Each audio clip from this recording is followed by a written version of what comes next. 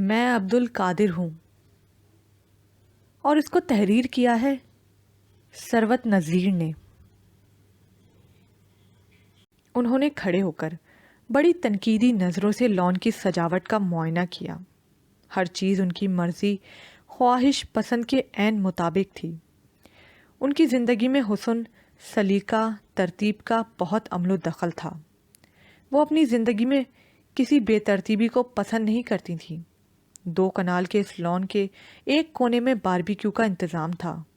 وہ چلتی ہوئی وہاں تک پہنچی جہاں پر مہمانوں کے لیے ڈنر کی میزیں لگی ہوئی تھیں۔ خان سامہ جی، انہوں نے تیز آواز میں پکارا۔ میز پر رکھے ہوئے نیپکن کی بناوٹ نے ان کو مضطرب کر دیا تھا۔ جی میڈم۔ خان سامہ بھی مؤدب ہو کر ان کے سامنے کھڑے تھے۔ یہ نیپکن کہاں سے آئے ہیں؟ یہ تو بیلا بی بی اور ان کے ملازموں نے سیٹ کیے ہیں۔ خان سامہ جی پارٹی ڈیکوریٹر والی بی بی کا نام لے کر بولے۔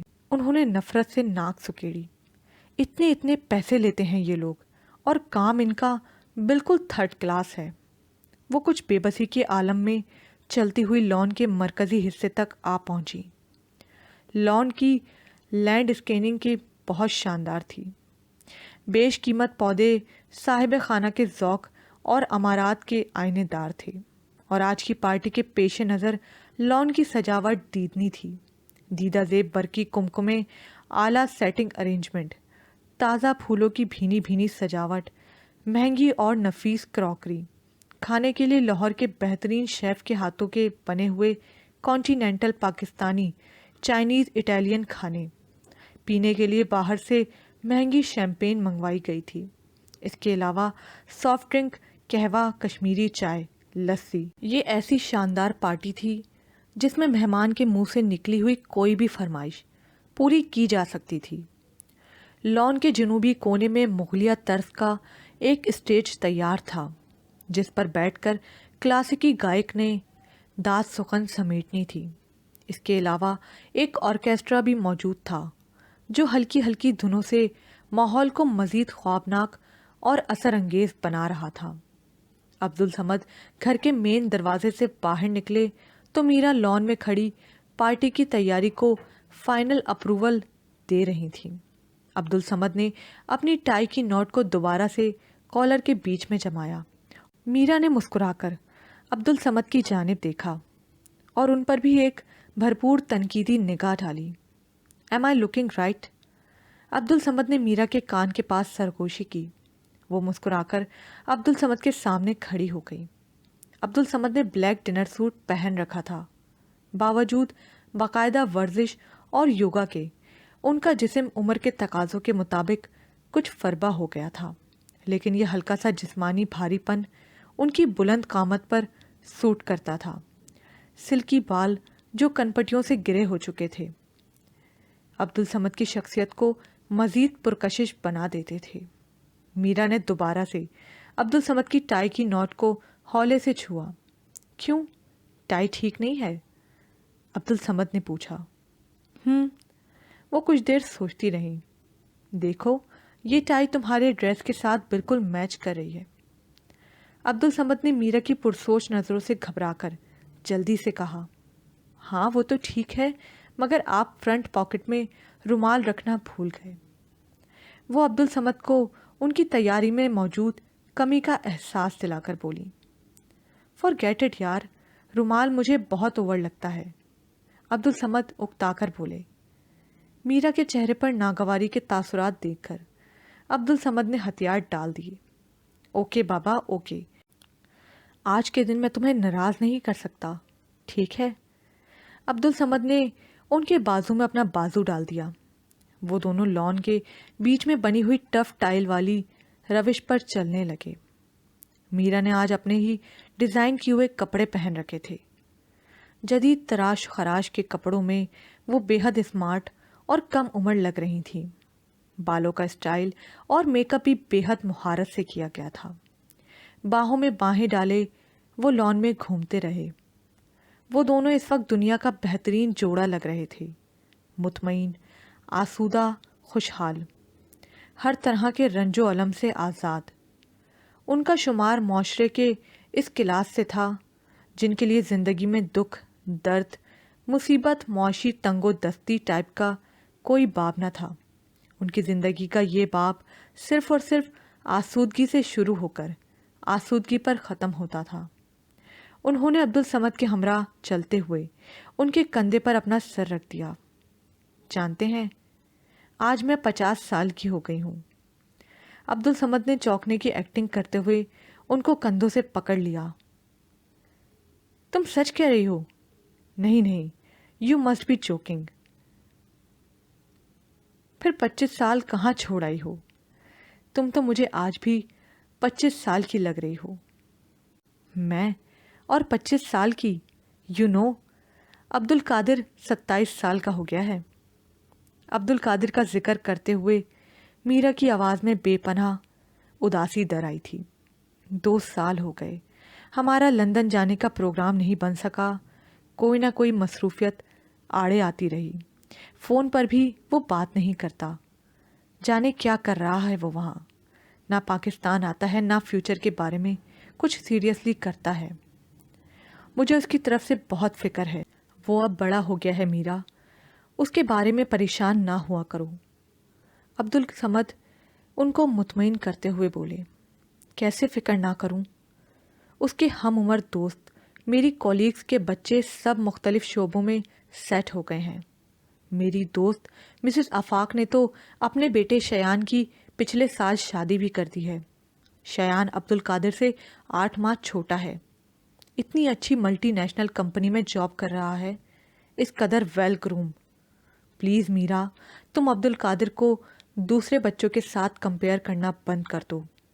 وہ اب بچہ نہیں رہا، اور ویسے بھی انسان کوئی چیز نہیں ہوتا۔ جس کی ترتیب میں آپ کو کوئی نقص نظر آئے تو آپ اسے دوبارہ سے ارینج کر لیں۔ چیزیں بلک میں تیار کی جا سکتی ہیں، بلکہ ایک جیسی انسان نہیں۔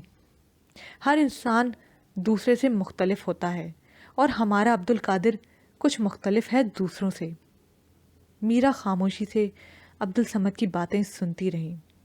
ان کی خاموشی اور اداسی کو محسوس کر کے انہوں نے تسلی دیتے ہوئے کہا، چلو اس بار کرسمس ہالی ڈے پر لندن چلتے ہیں۔ عبدالقادر کے پاس ابھی سے، آج سے پلان کرتے ہیں، no business work, no office work, only family holidays. کیا خیال ہے؟ میرا کے خوبصورت ہونٹوں پر ہلکی سی مسکان آ گئی۔ ٹھیک ہے، وہ ہولے سے بولی، چلیں لیڈی آف دی نائٹ، جلدی سے اپنے اندر خوشی اور تازگی پیدا کر لیجیے، مہمان آنا شروع ہو گئے ہیں۔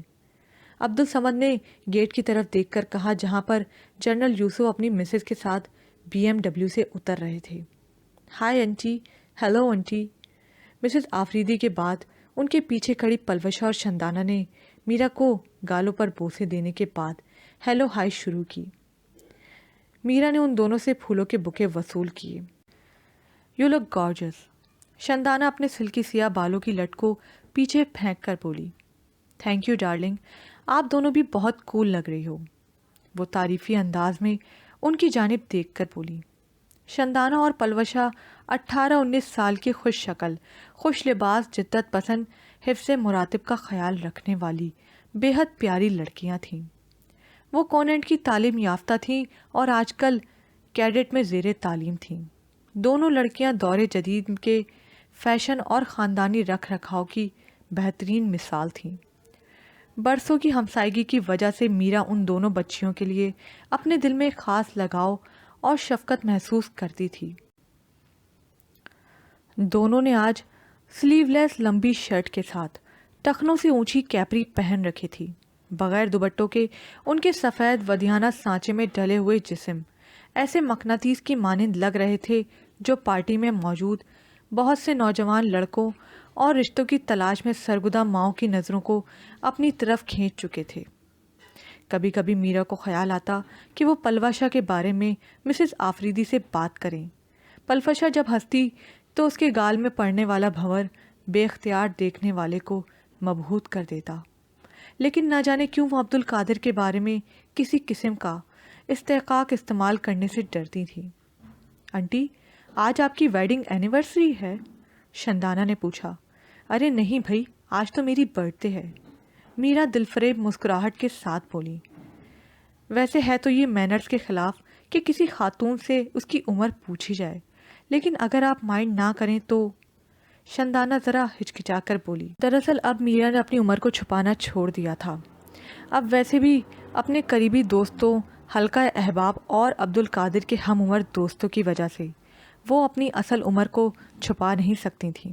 اب وہ لوگوں کی ان باتوں سے لطف اندوز ہوتی جب وہ اس کی عمر کو 35-40 کے قریب گیس کر رہے ہوتے، مگر آخر میں وہ بڑے ڈرامائی انداز میں بتاتی کہ میں تو اصل میں 48 کی ہو گئی ہوں یا پھر 50 کی ہونے والی ہوں۔ جھوٹ، بالکل جھوٹ، یو مسٹ بی جوکنگ۔ میں نہیں مان سکتی۔ لوگوں کے ایسے تبصرے ان کا سیر و خون بڑھا دیتے، مگر یہ وقتی جوش، خون کا ابال رات کو میک اپ اتارتے ہوئے بالکل ماند پڑ جاتا۔ ڈریسنگ ٹیبل کے سامنے چہرے کی کلینزنگ کرتے ہوئے چہرہ ایک ایسا ورک بن جاتا جس پر زندگی کے ماہ سال کی لائنیں واضح طور پر دیکھی جا سکتی تھیں۔ دراصل ہر عورت زندگی میں 3 ادوار سے گزرتی ہے۔ پہلا دور ٹین ایج کی وہ جوانی ہے جو ہر عورت کو خوبصورت بنا دیتی ہے۔ اس میں امیر غریب، کالے گورے کی کوئی تخصیص نہیں۔ اس دور میں عورت بغیر کسی محنت، کسی میک اپ کے خوبصورت لگتی ہے۔ دوسرا دور وہ دور ہے جب جوانی کی اٹھان ربا زوال ہو چکی ہوتی ہے۔ اب آپ کو خوبصورت لگنے کے لیے محنت کرنا پڑتی ہے۔ عورت اپنے اوپر محنت کرتی ہے تو خوبصورت لگتی ہے۔ تیسرا دور وہ ہے جب جوانی کا زوال اپنے آخری درجے پر پہنچ جاتا ہے۔ تب عورت کچھ بھی کر لے وہ خوبصورت نہیں لگ سکتی۔ اس لیے عقل مند عورتیں دوسرے دور کے بعد عورت پن سے نکل جاتی ہیں۔ پھر وہ ماں بن جاتی ہیں، اور ماں کا روپ عورت کا وہ روپ ہے جس کا کوئی زوال نہیں۔ اس روپ میں صرف عروج ہی عروج ہے۔ لیکن میرا کا تعلق جس کلاس سے تھا، ان کا دوسرا دور بڑا طویل اور لمبا ہوتا ہے۔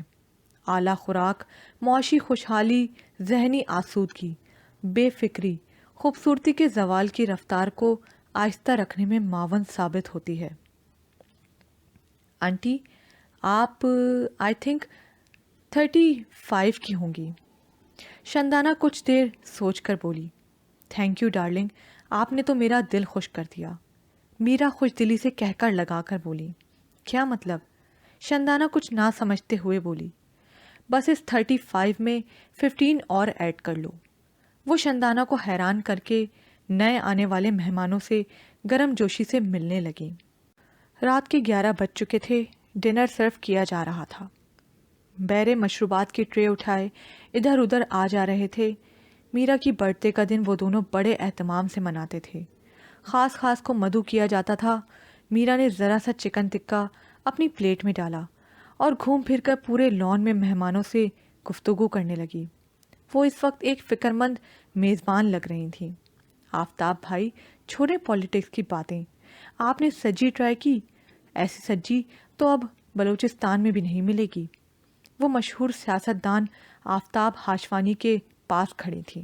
ویٹر، ادھر مسز مبارک علی کے لیے شیمپین لے کر آؤ۔ میرا نے معروف NGO کی چیئر پرسن کے لیے آرڈر کیا۔ ارے یوسف بھائی، آپ نے تو کچھ کھایا ہی نہیں، سیخ کباب منگواؤں آپ کے لیے؟ ان کی خوش اخلاقی پورے لان کو گھیرے میں لے چکی تھی۔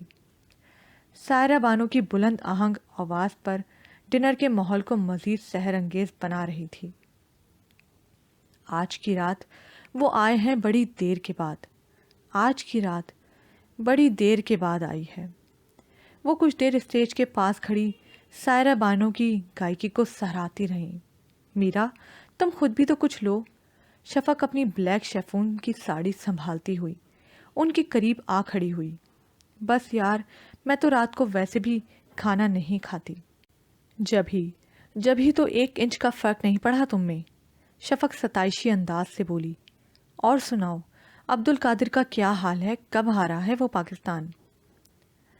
شفق کے سوال پر انہوں نے لان کے ایک کونے میں کھڑے نوجوانوں کے گروپ کی جانب دیکھا۔ شندانہ، شرمین، راحل، مرتضیٰ، شعیب، اس کے ملنے والوں کے بہت سے ینگ بچے وہاں کھڑے خوش گپوں میں مگن تھے۔ ان کو یہاں کھڑے ان کی آوازیں صاف طور پر سنائی دے رہی تھیں، مگر وہ جان سکتی تھی کہ وہ سب اپنے اپنے معافی الضمیر کو بہت بولڈ اور واضح انداز میں بیان کر رہے ہوں گے۔ شفق کا شعیب کس قدر اسمارٹ اور وجی لگ رہا تھا۔ وہ بینک میں بہت اچھی پوسٹ پر تھا۔ بینکروں والی تمام خوش لباسی اس پر آ کر ختم ہو چکی تھی۔ انہوں نے مشکل سے اپنی حسرت بھری نگاہوں کو ان نوجوانوں کے گروپ سے ہٹایا۔ عبدالقادر بالکل ٹھیک ہے اور واپس اگلے سال تک انشاءاللہ واپس آ جائے گا۔ بہت عرصہ ہو گیا ہے اسے وہاں۔ شفق متفکر انداز سے بولی۔ ہاں یہ تو ہے، بس پہلے پڑھائی میں لگا رہا، پھر جاب، اور ویسے ہمارے چکر تو لگتے رہے ہیں انگلینڈ کے۔ میرا نارمل انداز سے بولی۔ یہ دونوں بچیاں کون ہیں؟ شفق شندانہ اور پلوشہ کی طرف دیکھ کر پوچھنے لگیں۔ یہ ڈاکٹر آفریدی کی بیٹیاں ہیں، ٹوئنز ہیں، ہمارے برابر میں رہتے ہیں یہ لوگ۔ وہ تفصیل بتا کر بولی۔ بہت ہی پیاری لڑکیاں ہیں۔ شفق ان کی جانب دیکھتے ہوئے توصیفی انداز سے بولی۔ خیریت تو ہے؟ میرا نے مسکرا کر شفق کو کریدا۔ بس یار آج کل شعیب کے لیے لڑکیاں دیکھ رہی ہوں، اسی سلسلے میں۔ ان کا دل بجھ گیا کیونکہ وہ جانتی تھی کہ شعیب جیسا لڑکا کسی بھی والدین کی پہلی ترجیح ہو سکتا ہے، ہر طرح سے پرفیکٹ فیملی اور پرفیکٹ لڑکا۔ تم ذرا ان کے والدین سے ذکر کرنا، شفق پر امید انداز سے بولی۔ ہاں ہاں کیوں نہیں، مسز آفریدی تو میری بہت اچھی دوست ہیں۔ انہوں نے اپنے آپ کو سنبھالا۔ آپ دونوں خواتین کچھ کھا پی بھی رہی ہیں یا صرف باتیں ہی ہو رہی ہیں؟ عبدالصمد ان کے قریب آ کر پوچھنے لگے۔ بھائی میں نے تو بہت کچھ کھایا ہے، اس بار تو پارٹی بے حد زبردست رہی، ہر چیز A1 ہے، شفق بھرپور تعریف کر کے بولی۔ یہ سب آپ کی دوست کا کمال ہے، عبدالصمد میرا کی کمر میں باہیں ڈال کر بولے۔ یہ تو وہ پارس ہیں کہ جس کو چھو لے وہ سونا بن جائے۔ ارے واہ، دیکھ لیجئے مجھ جیسا سیدھا سادہ بندہ ان کی رفاقت میں، ان کی قربت میں کندن بن گیا۔ یہ ایک زبردست منتظم ہے۔ آئی تھنک میرا بہت لکی ہے جسے آپ جیسا فراخ دل اور اچھی سوچ والا ساتھی ملا ہے۔ شفق عبدالصمد کی باتوں سے متاثر ہو کر بولی۔ ایکچولی آپ دونوں ایک پرفیکٹ کپل ہیں جو ایک دوسرے کے لیے بنے ہوتے ہیں۔ شفق نے ان دونوں کو ساتھ ساتھ کھڑا دیکھ کر مزید تعریف کی۔ میرا اور عبدالصمد نے مسکرا کر ایک دوسرے کی طرف دیکھا۔ رات کے اس دل فریب پہر میں انہیں واقعی محسوس ہوا کہ دنیا کی تمام خوبصورتی، تمام رعنائی ان دونوں کے وجود میں سمٹ آئی ہے۔ میرا نے تشکر سے سر عبدالصمد کے کندھے پر رکھ دیا۔ اسی لمحے گیٹ کے باہر ٹیکسی آ کر رکی۔ اس علاقے میں ٹیکسی کا آنا ایک آچبھنے کی بات تھی، اور وہ بھی رات کے اس پہر، اور وہ بھی میرا عبدالصمد کے گھر کے سامنے، جن کے ملنے والے کبھی بھی کسی ٹیکسی میں نہیں آتے تھے۔ دونوں تجسس سے گیٹ کی جانب دیکھنے لگے۔ گیٹ کی جانب پھیلا ہوا اندھیرا آنے والے کے نقوش کو دھندلا رہا تھا۔ ٹیکسی کے دروازے بند ہوئے۔ ڈگی میں سے سامان جو صرف ایک بیگ پر مشتمل تھا وہ گیٹ کی جانب بڑھنے والے نے ہاتھ میں تھام لیا۔ یہ اب اس وقت کون آ گیا ہے؟ میرا نے حیرانی سے عبدالصمد کی طرف دیکھا۔ آنے والا گرم جوشی سے چوکیدار سے مل رہا تھا۔ چوکیدار نے خوش دلی سے لوہے کے بھاری جالی دار پٹ آنے والے کے لیے واہ کر دیے۔ وہ بیگ ہاتھ میں تھامے ڈرائیو وے پر لمبے لمبے ڈگ بھرتا ہوا آگے بڑھ رہا تھا۔ ڈرائیو وے کے دائیں جانب لان تھا اور وہ دونوں ڈرائیو وے اور لان کے بالکل کنارے پر کھڑے تھے۔ اندھیرا کم ہوتا جا رہا تھا اور لان کی تیز روشنیوں میں آنے والے کا وجود نہاتا جا رہا تھا۔ وہ 6 فٹ قد کا اونچا لمبا نوجوان جس نے جینز کی پینٹ اور سفید ٹی شرٹ پہن رکھی تھی، سر پر بالوں کو سمیٹ کر پیچھے رکھنے کے لیے سندھی ٹوپی سے ملتی جلتی ٹوپی پہن رکھی تھی، جس نے اس کا فراخ ماتھا مزید روشن کر دیا تھا۔ پیروں میں جوگرز تھے اور چہرے پر ترشی ہوئی مونچھیں اور داڑھی تھی۔ وہ مسکراتا ہوا میرا اور عبدالصمد کی جانب بڑھ گیا۔ السلام علیکم بابا۔ وہ عبدالصمد کے سامنے کھڑا تھا۔ عبدالصمد ایک سکتے کی سی کیفیت میں عبدالقادر کو دیکھ رہے تھے۔ عبدالقادر نے آگے بڑھ کر ان سے مصافحہ کیا اور پھر ان کے گلے لگ گیا۔ عبدالصمد سے ملنے کے بعد اس نے عبدالصمد کے قریب کھڑی میرا کی طرف دیکھا اور بڑی محبت اور عقیدت سے ان کو اپنی باہوں کے حلقے میں لے لیا۔ Happy birth day mummy. Abdul Qadir کی فرطہ احترام میں ڈوبی ہوئی آواز ان کے کانوں تک آئی۔ انہیں یوں لگا جیسے وہ کوئی خواب دیکھ رہی ہیں، ایسا خواب جو ان کی سوچ، ان کے خیالات کے بالکل برعکس ہو۔ وہ خواب سے جاگنا چاہتی ہوں، آنکھیں کھولنا چاہتی ہوں، مگر خواب کے سحر نے انہیں اس بری طرح جکڑ لیا ہو کہ وہ اپنی جگہ سے ہل بھی نہ سکی۔ میرا نے عبدالقادر کی اونٹ سے ڈری ڈری سی نگاہ لان پر ڈالی۔ تمام مہمان دلچسپی سے اس اچانک غیر متوقع ملاقات کو دیکھ رہے تھے، اور پھر سب سے پہلی آواز شفق کی آئی۔ واٹ اے سرپرائز میرا، عبدالقادر آ گیا ہے۔ میرا نے 6 فٹ کے عبدالقادر کو بازوؤں سے پکڑ کر اپنے سامنے کیا۔ کیا واقعی عبدالقادر آ گیا تھا؟ وہ مسلسل کروٹیں بدل رہی تھی۔ بالآخر تنگ آ کر وہ بیڈ سے اٹھ کر بیٹھ گئیں۔ نائٹی کے اوپر گاؤن پہن کر وہ کمرے میں موجود کھڑکی کے قریب پڑی ہوئی وکٹورین چیئر پر بیٹھ گئیں۔ کچھ دیر وہ اضطراب سے انگلیوں کو مسلتی رہیں، پھر انہوں نے وکٹورین چیئر کے درمیان میں رکھے ہوئے سگریٹ کی ڈبیا سے سگریٹ نکالا اور سلگایا۔ دماغ ایک ایسی کھٹارا مشینری میں بدل گیا تھا جو کوئی بھی بات مسلسل سوچنے سے قاصر تھا۔ خیالات نے منتشر انداز سے ان کے دماغ پر یلغار کر دی تھی۔ وہ سگریٹ کے دھوئیں سے اپنی بکھری ہوئی سوچوں کو اکٹھا کرنا چاہتی تھی، مگر بے سود۔ انہوں نے دونوں ہاتھوں سے سر کو تھام لیا۔ الجھے ہوئے بال، مزمل وجود، سلگتا سگریٹ، منتشر خیالات، ان سب پر کسی مہربان نے اپنا ہاتھ رکھا۔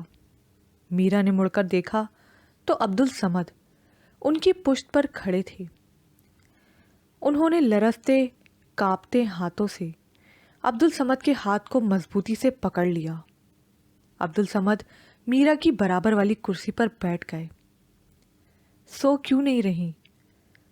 وہ بغور ان کو دیکھ رہے تھے۔ اس وقت وہ انہیں ایک ایسا معمہ لگ رہی تھی جسے کسی نے ہاتھ مار کر بگاڑ دیا ہو۔ ابھی چند گھنٹے پہلے وہ کس قدر منظم، مرتب اور دلنشیں لگ رہی تھیں۔ کیوں کرتا ہے وہ ایسے؟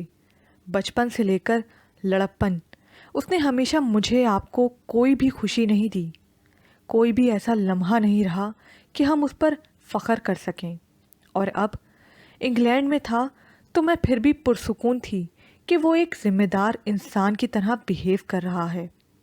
کیا ہوا ہے اسے؟ کیا حلیہ بنا رکھا ہے اس نے؟ وہ پھٹ پڑنے والے انداز میں بولی۔ عبدالصمد خاموشی سے میرا کی باتیں سن رہے تھے۔